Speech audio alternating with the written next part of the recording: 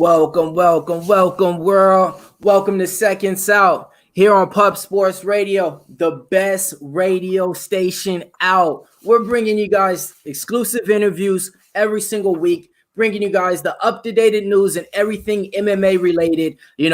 This week we're coming around right now. We don't got UFC coming around the corner, but it's going to be right around the other corner. And just around that corner, we got UFC 258. It's gonna be a great event. Lenny, how you doing over there, mate? Let me introduce my co-host on there, man. I'm sorry over here, man. How you doing over there, Lenny? I'm doing brilliant. Yeah, over here in England. Currently 6 p.m. A great early start for me. You say early, but usually I'm used to talking to Millz at 5 a.m. in the morning. But this is really good for me, and I can't wait to speak to Miranda. She's such a great fighter. Oh man, you let it out the box, man. The Pandora is open. The box is open, man. So yes, folks. We're just gonna talk about it, man. We got a real special guest right now. Top prospect in the UFC, coming off one of the most vicious doctor stoppages that we've seen of 2020. She just put her elbow up and it just happened to connect on the nose and break it and get like 6 stitches in it. You guys might know who we're talking about. 10 wins, 2 losses, 1 KO, 6 submissions, 3 decisions. She likes to go by the name of the Top Gun of the division sometime. Other people like to know her as So go ahead, Lenny, introduce who we got backstage while she comes on in. You put it there beautifully. In her last fight, she landed that huge lead elbow that stopped the fight. And the doctor said, that's it. No mass, no more. Too many shots. So Miranda Maverick is on the show at Pub Sports Radio. And I can't wait for her to join us now. And I'm so excited to speak to her and talk about her life and her story and how she got into fighting, etc. Thank you guys for having me. I appreciate it. Thank you for coming on Pub Sports Radio. First time on Pub Sports Radio, right? Yes, correct. Thank you for coming on in. So we always like to do a timestamp and everything. Right now it's 10 o'clock right here in Long Beach, California. Lenny has it around 6 o'clock out there in England. Where's your timestamp and where are you located right now? Right about 1 o'clock. I'm on the East Coast in Norfolk, Virginia. Got it. Okay. And you're just getting done with some training right now, right? Yep, got done my training a little more than 30 minutes ago. Been working on schoolwork ever since, and here we are. Balancing them. Are you doing 2 a days right now? Oh yeah, for sure. If not 3, but yeah, right now is 2 a days mainly. Do like pad work with my coach and some cardio in the mornings. Then in afternoons, we call it 2 a days, but in reality, I'm doing like 5 classes a day. In the afternoon, I'm doing Muay Thai, and then sparring, and then technique for Muay Thai, and then Brazilian Jiu-Jitsu, and then I work MMA with my coach afterwards. Yeah, that sounds like a balanced schedule. Unlike a lot of fighters, you're currently going to school while becoming a top women's prospect in the UFC. How do you actually have time to work on a PhD and trying to get that belt? It's definitely not easy, and I wouldn't wish it on just about anybody. And honestly, sometimes I'm not the best at balancing all of it at once. During fight camps, I kind of put school off to the side a little bit. During out of fight camps, I try to bring school back into the picture a little bit more. This time has probably been the best I've ever done with it. I'm living a lot closer to my gym this time around. And in addition to that, I have my nutritionist already planned out everything ahead of time. So my nutrition's where it needs to be. I'm not as tired or, focused on that going into this fight as well. And I have my meals pre-made for me and stuff, which actually saves me a lot of time, surprisingly. That and the traveling being taken out of it because we're doing virtual school now due to COVID. So a lot of little things kind of go into the formula to make it a little bit easier for me this time around, but it's definitely not easy still. I just have a schedule and plan every 30 minutes out written down on a planner. It's absolutely incredible. As a student myself as well, I struggle to juggle in my assignments, and for you fighting as well, trying to do all that, Brazilian, as you said there, you training obviously 3 days a day or 2 days a week. That's incredible. I don't know how you would do that. I wouldn't have the energy to even try and do that. Incredible. It's very inspiring what you're doing. Thank you. I appreciate that. Yeah, the mental aspect of it too is always, I'd say, almost the biggest challenge of everything. Keeping that stress kind of put down. I almost see it as this this fight camp is a way to like pay that opponent back for all the misery they're making me go through during training and the fight alone. So just kind of carry that stress with me into the cage and let it out then. That's a great segue. As you said there, a lot of misery, take it out on your opponents, and that's what you did in your first fight against Jojua. You hear of a lot of shots in the first round. Both women took some shots. She gave some back, but you landed the harder ones, the more cleaner ones, and you were more accurate and busier.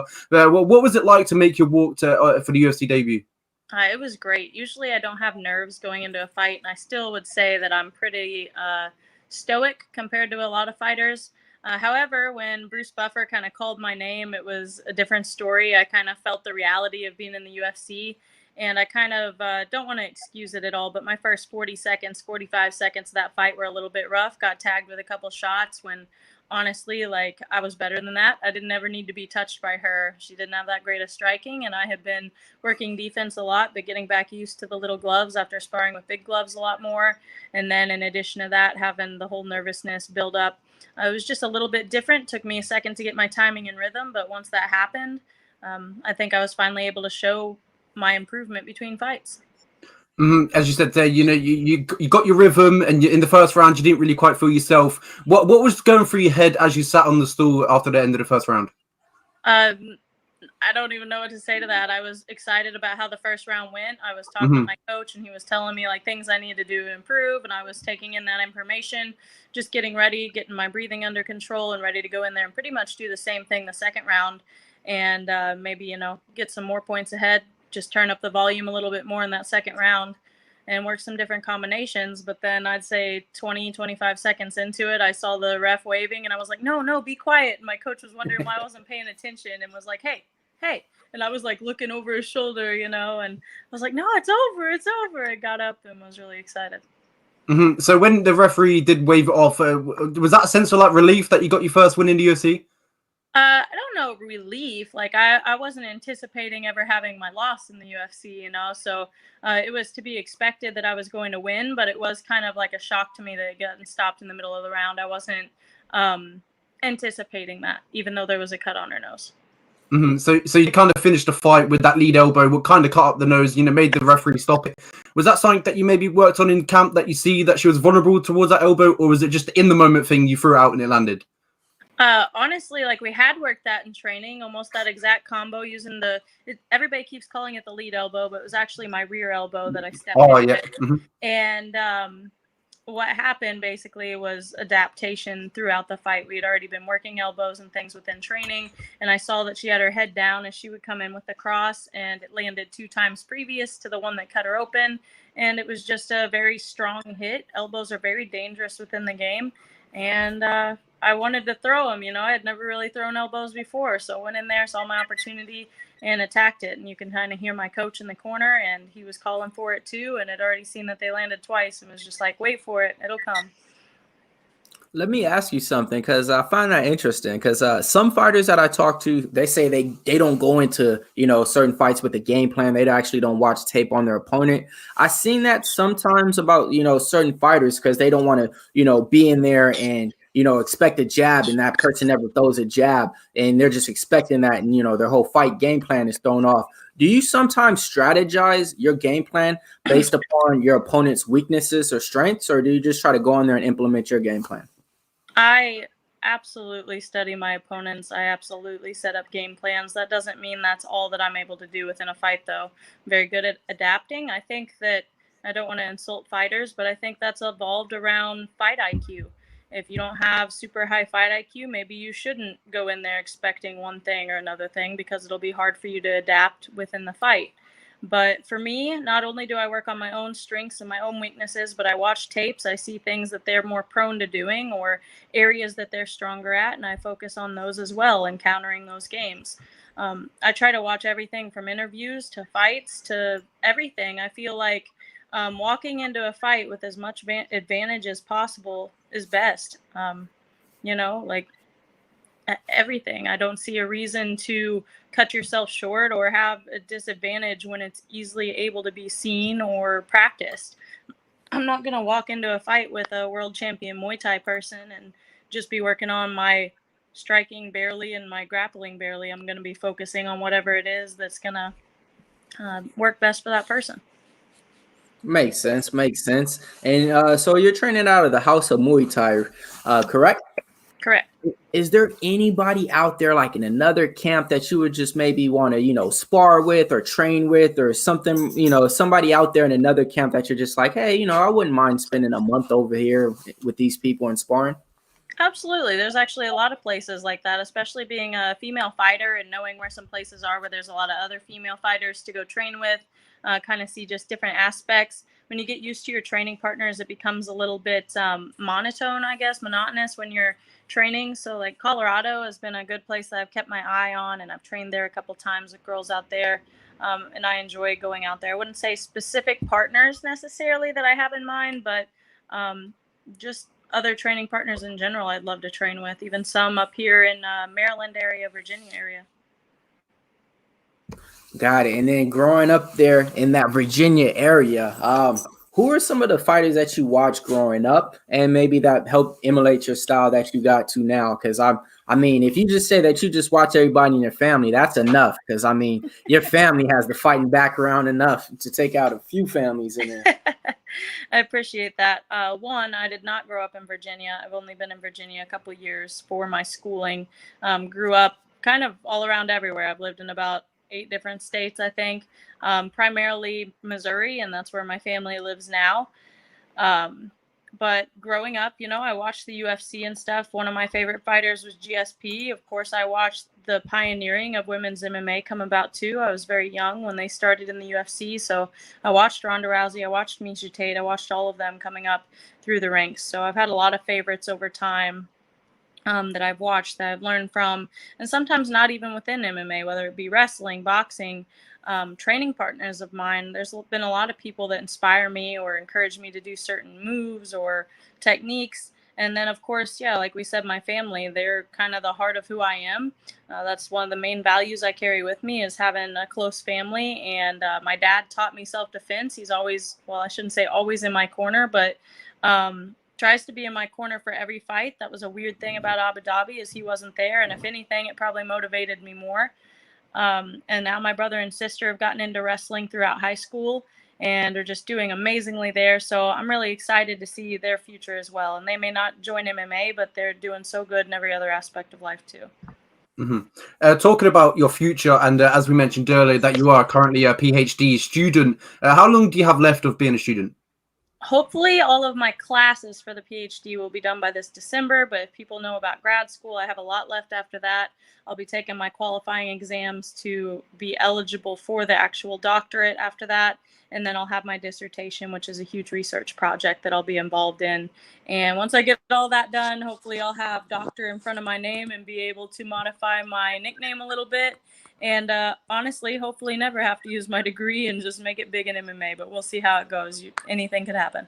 This is quite a fun question. So if you do get that doctor in front of your name and Bruce Buffer calls you out, would you like him to call you out with doctor in front of it, or just Miranda Maverick? Listen, we're going to put a spin on Dr. Fear or something. Yeah, there you go. I like that. Dr. I like Fear. that. And we got a donation right now from Just My 2 Cents right there. He wants to give a special shout out. He says, let me see what he says. Great interview. Thanks for being here, Miranda.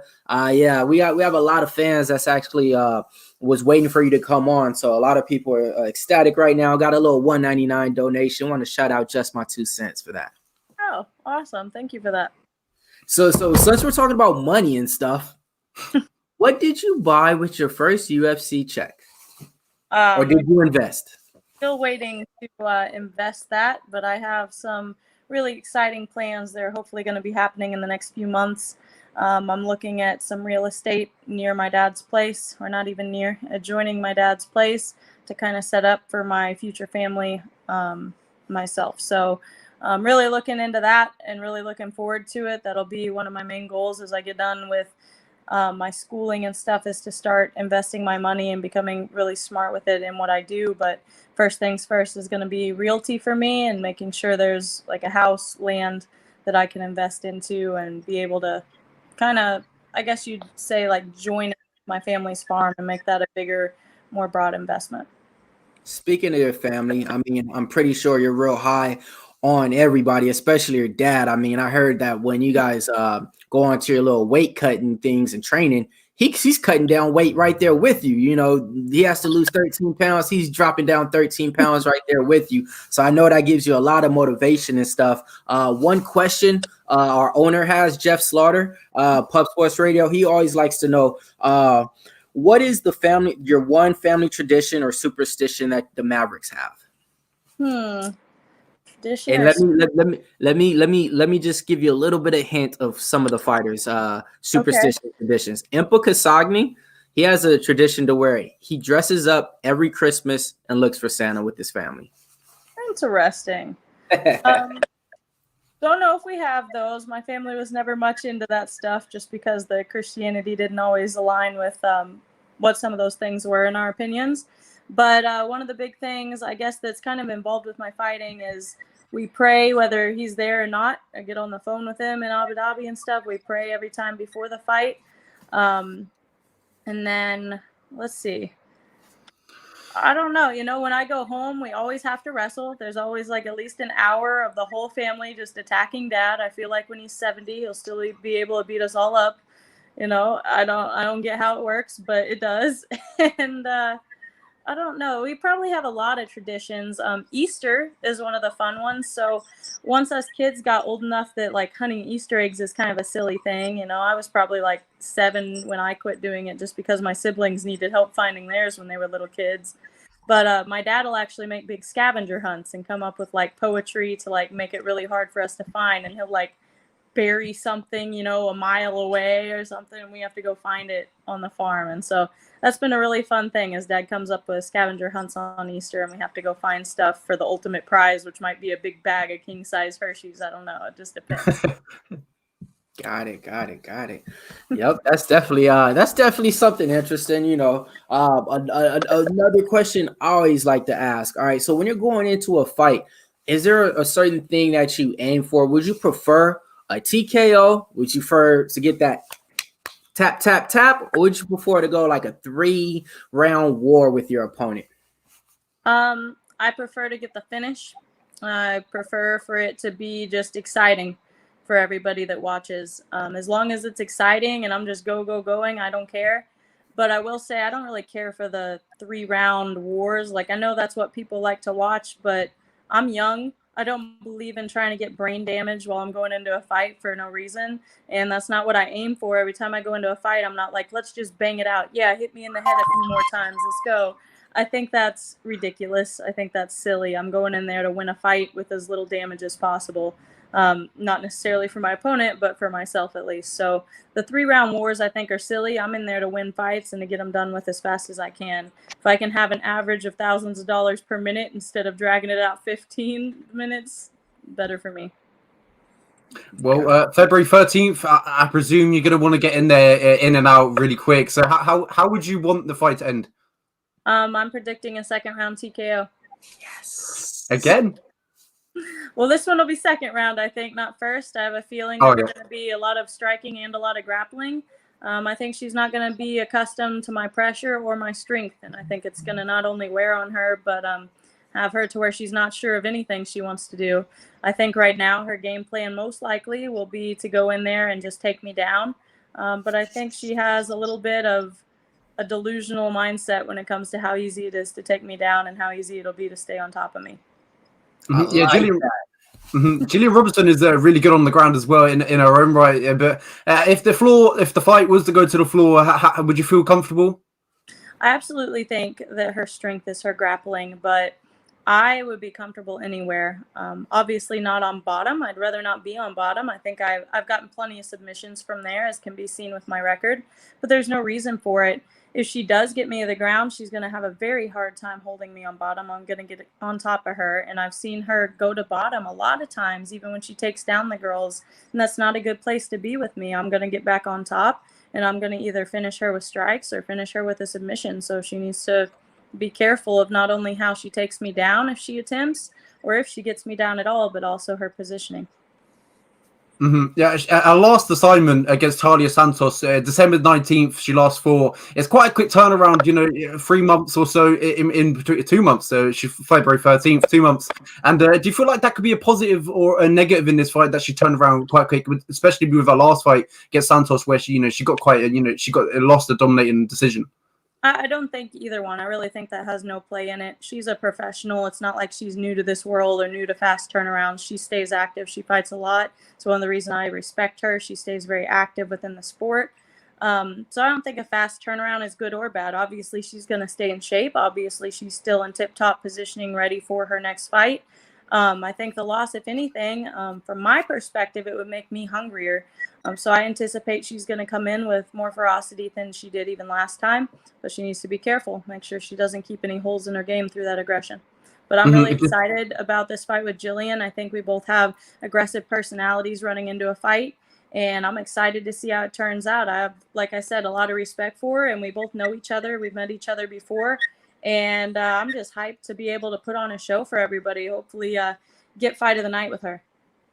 100%. This matchup is really good, great match, and I can't wait to see it. You bring that velocity, that pressure, the heavy hands. We've seen that in the first fight; they were heavy, and I can't wait to see this fight. It's gonna be a great, entertaining fight for sure. Absolutely. And then just since we're talking about submissions and attempts, Hannah Sharp subspectrum. So what have you learned since then that will prepare you for Gillian Robertson? I've competed in a tournament that Gillian did, actually. When I was down in Florida, I didn't win it. I actually went against a 155-pounder that's in the PFL. She's a black belt Brazilian girl, and she was probably weighing 30, 40 pounds heavier than me at the time, and ended up beating me, but it was by an advantage, I believe it was. So I've met Gillian. I watched her roll a little bit, watched her match up against Pearl, who I also dominated within my fight in grappling. I've learned a lot in grappling. I mean, I'm a brown belt now. I think I was a purple belt when Hannah Sharp submitted me. She's been one of the only girls to ever submit me. I think she holds 2 out of 4 submissions that females have ever got on me during tournaments. And she's just very good, but she's one of those people that isn't super active on social media. For Gillian, though, like I said, my pressure is going to be that game changer. It's a lot different when somebody's punching you in the face on the ground.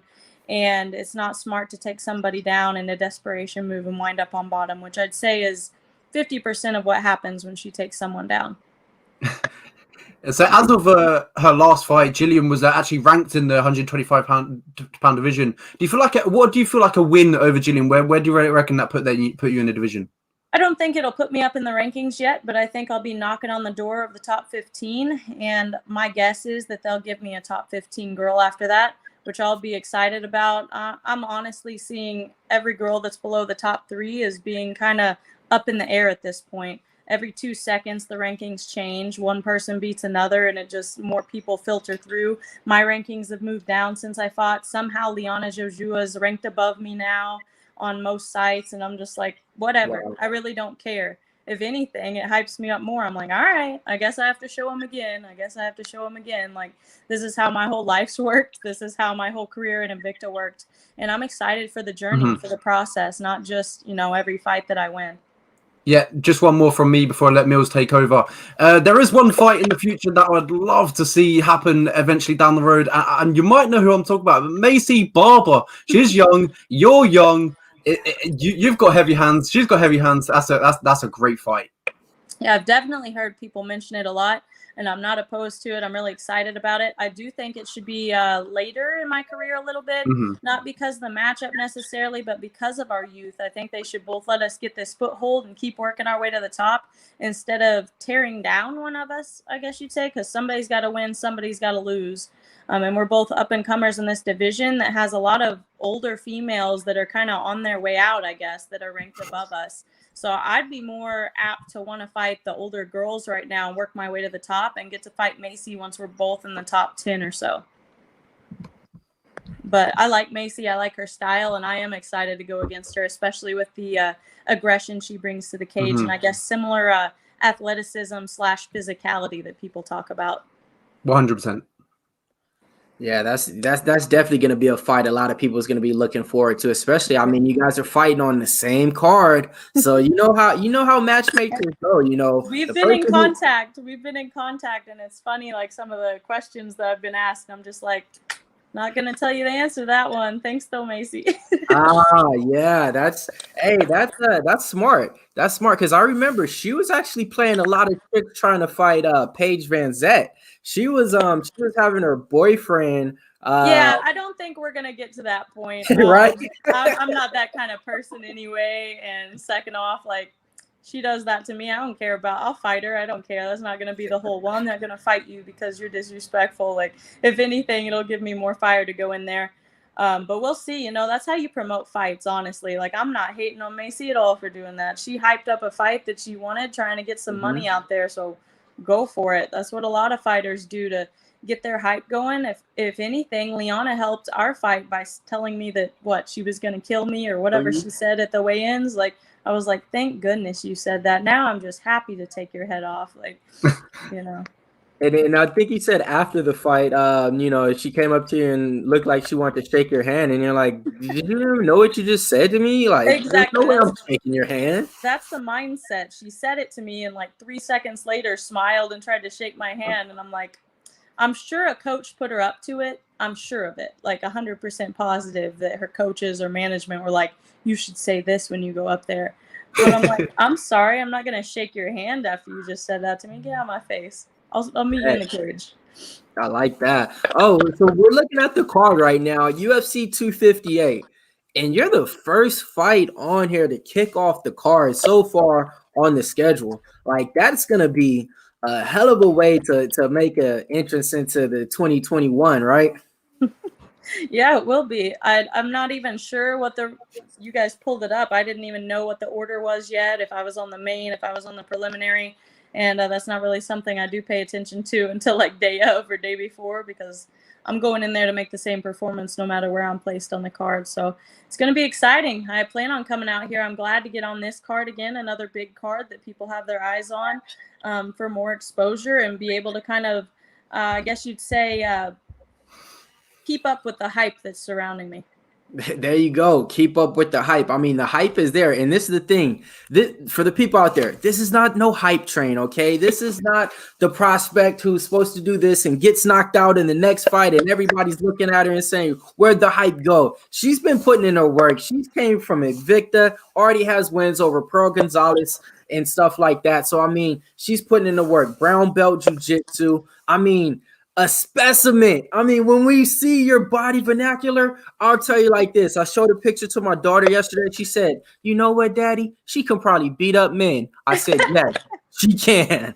So yes, you're just a specimen all put together. So I'm a big believer in it. I bet on you last time that you fight. You are a minus like 350 favorite when you first came out. Right now, you only at a minus 160, so I put 1 unit on you to win $160. I'm going to put more because I already know as the fight goes, people is going to look and say, Miranda's fighting again. Money's going to come in. So one thing we like to do right here, we kind of like to, pick like, 3 fights on the card that you might think that will win and see what they would pay out as. And so far on Seconds Out Pub Sports Radio, we're 1 for 1. Adrian Yanez gave us 3 fighters that he thought was going to win on the fight card, and they all 3 won, and it was a plus 400 payout.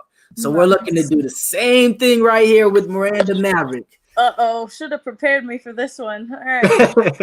Well, so on this, we'll keep it kind of simple. Okay, I'll go through some of the names on there, and you could just kind of pick and choose if you think, I'll start with Macy because I'm obviously familiar with the women a lot more than the men. That's who I keep up with. I got so much schooling and stuff. I think people expect me to be experts within my own sport of every weight division and every human being, but I'm not. I like Alexa Grasso. I watched her since she got in the UFC. I watched Macy since she got in the UFC and knew Macy's team there for a while. But I'm going with Macy. I think she has the physicality and talent behind it and works hard to bring this one home. Alexa has great striking and stuff, but I don't think is quite as well-rounded. So I'm going with Macy on that one for sure. All right. I believe, isn't there the Chris Weidman versus Uriah Hall? I'll be honest, I don't have my glasses on right now. Yeah, that's co-main event. Yeah. Okay. So for the co-main, I'm going to go with Uriah Hall. I thought he put on an amazing performance against Silva, right? Yep. And just looked better than ever, more well-rounded than ever. And I think, I kind of talked about earlier, Weidman's one of those people that keeps showing up and coming back, but I think he's towards the end of his rope in the sport. I like him as a person and an athlete within the UFC, and actually have trained up at his gym multiple times. Anytime I go to New York, that's the place I go, is Law MMA. But I gotta stick. Yeah, I gotta stick with Uriah Hall for that one. We gotta hope he's not watching this. Hey, he might lock the doors next time you go up in New York. If he is, I'm sorry. I'm sure he can go bet against me, or hit on me only once. But just gotta be blunt and honest about it. I love it. Then for the main event, listen, I have so many different loyalties in different spots. I'm gonna make so many people mad every time. I predict fights, I feel like somebody's unfollowing me on social media right now. But so my best friend, or one of my best friends, lives in Florida, trains at Sanford MMA, where Gilbert Burns trains out of. I think he's an amazing specimen, and this is actually going to be one of the hard ones. Be careful who you choose. No, I'm joking. I know, but I've got Gilbert. Like, I really hope Gilbert wins. Here's how I feel about it. I hope Gilbert wins, but I'm just gotta stick with Usman. I think he's gonna be the one that's gonna win. Yep, I know. I'm gonna get 100. Are you unfollowing me now? You probably just did. All right, so you guys heard it here first. Her 3-fighter parlay: Kamaru Usman, champion; Uriah Hall, -120, and then she's going with another underdog on there, Macy Barber. So that parlay right there, if you parlay those 3 fighters, because I actually thought that you were gonna put yourself in there and bet on yourself. So I didn't know that was allowed. Am I allowed to do that? You're allowed. Oh, well, take out the Usman one and put me. There you go. Oh, there we go. We're back. Okay. Okay, all right. Yeah, you had way better odds. There we go. Let me get that one. That was like plus 500. So okay. Yeah. There we go. Uriah, Macy Barber's an underdog in that fight. Really? Okay? Yeah, she's an underdog. So listen to this. If you're not a betting person, or even if you are, those 3 fighters, if you put $100 down, you win 535. 3-fighter parlay. You heard it right here. Fear the Maverick. All the bettors, all the gamblers out there. Uriah Hall, Macy Barber, Miranda Maverick. Those 3 fighters, 535 parlay plus 500. You want to know something crazy? I wish my dad would get into. We're not a gambling betting family, I guess you'd say, but he is so good at betting fights. We averaged his stuff out a while back, and it was like 85% he was getting right. So I've been telling him, I'm like, I'm going to start saving off a couple grand every once in a while and being like, Dad, here you go. Throw it in there. Tell me what to put it on. And he's like, no. I'm not going to waste your money like that. And I'm like, but you win. You're gonna have to do it secretly. Ask him who he's got in the fight and just don't tell him, then put it down. There you go. And then I'll be like, I'll give you 10%. And if you need a bookie, we have mybookie.ag. Use the promo code PubSportsRadio. You get a 50% match bonus. If you're using Bitcoin, you get 100% match bonus as well. Just got to pay some little love to the sponsors right here. So like I was saying, 50% bonus on your cash deposit. Must be a minimum of $99, and 100% bonus on Bitcoin deposit, minimum of $100. Yes, so you guys want to be pitching my sponsor code for the same one out there too, but I'll leave it alone on this page. So real quick, so since we got you up here right now, I'm gonna roll through the chat. I'm gonna ask some of their questions, and then after that, I'll let you roll out all your sponsors and give you the stage and let you shout out everybody you need to. So Sounds real quick, good. Heads up, I got about 10 minutes, just letting everybody know. No worries, we'll get you out of here in 7. Okay. All right. So first question I seen up here is from UFC Bro Picks. He asked, "What was your favorite cheat meal?" People ask me that all the time. I will just say sweets in general. I love chocolate. There's not even a cheat meal necessarily. I will say when I went to Abu Dhabi, one of my favorite meals I've ever had is their butter chicken with naan bread. It was fantastic. And then Lenny, mate, read out Billy Brisbane's question backstage. Billy wants to know a question for the Maverick. What is the funniest training session story if you have one? I do have one. It's really terrible, actually. So there's a lot of weird things that happen when you're training and stuff. And one of the worst ones I've ever had is I was wrestling with a guy, and like I went for a single leg, kind of grabbed Uriah. I wasn't supposed to. There was just like a sudden look for about a second of awkward silence, and then he was like, "What are you doing?" And I like let go, and we kept going, discussed that we'd never talk about it again. Here I am, talking about it, but I won't mention his name. And yeah, that was it. But it happens sometimes, from both directions. It's just terrible and embarrassing, but you just keep training and go on. That's the rough part of training with the opposite sex, I guess. While we're on that subject, actually, would you prefer to train with men because of the physicality, or would you prefer to train with women? It don't really have a favorite with that. I like both for different reasons. The men for the physicality. I'm stronger than just about every female I've ever trained with. So if it weren't for having male training partners, I think I'd get a little bit too comfortable, if that's a good word for it. The men just murder me, make me feel like crap every single day of my life. And I think that's a really positive side. One, it keeps me very humble, lets me know how really terrible I am and how much I can improve, but also just gives me those training partners that really push me. However, on the women's side, especially with grappling, there's just so many advantages to having those smaller bodies around, those people that I can like manipulate a little bit more, but they also get into holes and like have less space than like the big guys. And I say this honestly, I feel like I could do jujitsu better with a 180-pound man than I could with a 120-pound female, just because of how used to it I am of being able to hold somebody down and not give them space. Where somebody smaller is like, nope, I found a little hole and now I'm wiggling out. So it's a big difference. And then also the girls, of course, are more realistic to what I'm fighting. All right, and then I'm gonna ask this question one more time, just because he's tuning in right now. Like I said, this is the owner of the company right here, Pub Sports Radio, Jeff Slaughter, one half of Talking Hands. They have their own MMA show that they do every Friday. Can you give a special shout out to Talking Hands for me? Oh, sure. Thanks, Talking Hands, for being here. All right, and then he has this question. I know you already asked it, but he wasn't here to answer it. So what's a family tradition or superstition that you have? Oh, the one I mentioned was one, we pray before every single fight that I have. Me and my dad and everybody else kind of pitches in if they're around. Pray right before we walk out. And then also, like, my dad is big on Easter about doing like a like not an Easter egg hunt, but a scavenger hunt. He writes out little poetry and stuff for us to go all over the farm or even outside of the farm to go look for things that eventually end up being, leading us to a bag of goodies. There you go. And then Big Show Picks, the man with all the designs, the nice skins, and all the backgrounds, my man. Do you ever play any video games? If I do, I'm terrible at it. I've tried before just to appease friends or boyfriend or whatever.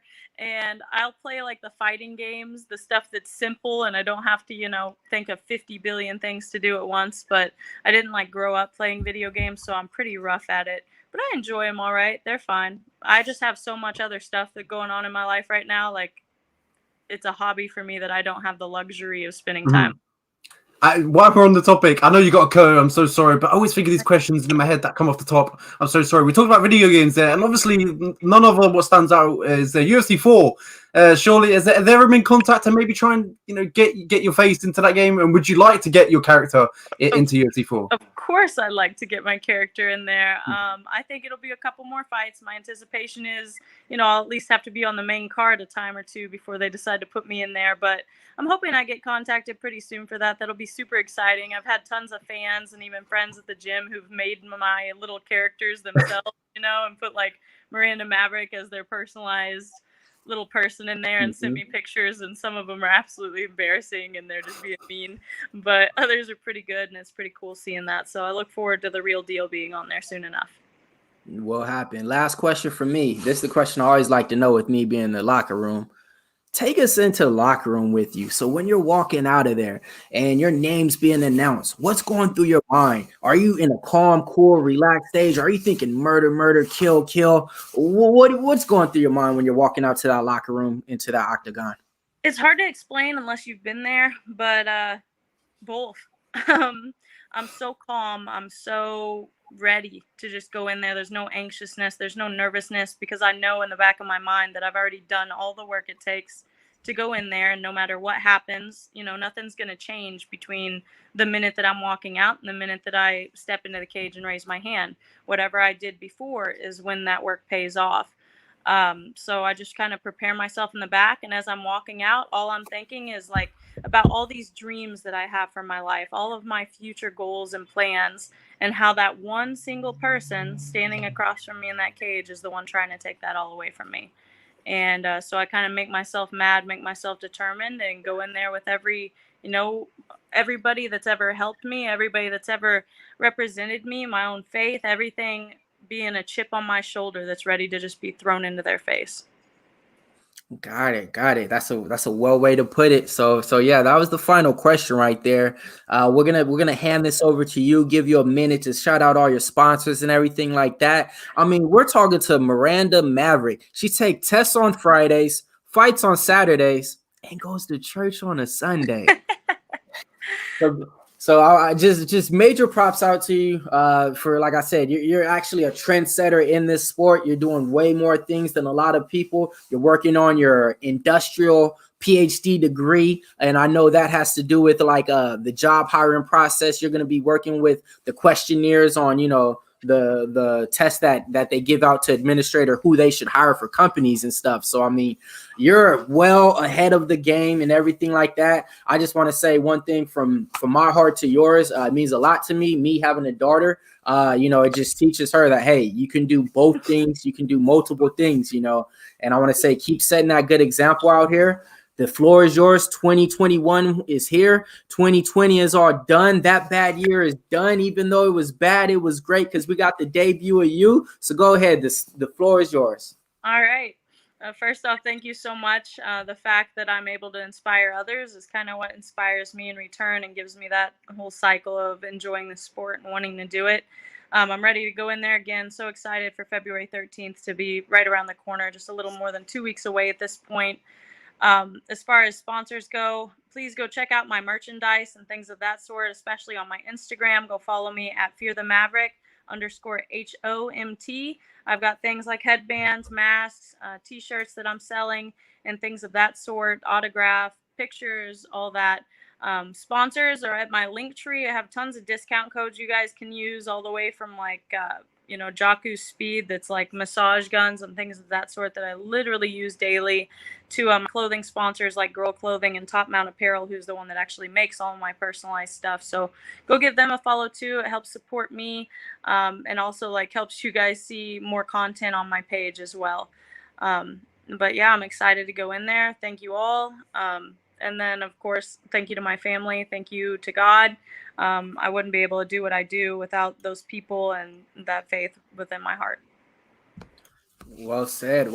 I mean, keep doing what you're doing. And like I said, it was a pleasure just for you to give us this time right now. You know, you're doing 2 a days, not just that. You got a lot of school stuff going. You got one of the biggest fight coming up, because I mean, your next fight is always your biggest fight. So you got your biggest fight coming up right now, February 13th. We're all going to be tuned into that right before it comes out. We're going to be plugging all your clips. We're going to be promoting everything like that too. So if you can, just do the same thing and give us a like and share. We'll keep everything going around. Yes, sir. I sure will. Thank you. All right. So from here, from Seconds Out, Pub Sports Radio, Fear the Maverick, you guys got the parlay right there, and you got her prediction. Second round TKO. That's right. Thank you, guys. All right. So, Lenny, you want to go ahead and give us the outro right now until next week? Yeah, well, thank you everyone for joining the exclusive interview that we have today with Miranda Maverick, the absolute machine, wrecking ball, and she's going to show it again February 13th against Gillian Robertson, a cracking fight, and I can't wait to see her fight again. Thank you very much for joining us. From me and Millz, a very goodbye. Thank you. Thank you. Yeah, for all the people that's liking and looking at this on the replay, go ahead, follow her right there on her Instagram. Her Instagram is blowing up, over 30,000 followers and everything. Go get a t-shirt, get an autograph. They're not that expensive either. Show her some love right now before she blows up. You heard it here first. Seconds Out, MMA Locker Room, MMA Unhinged, Miranda Fear the Maverick.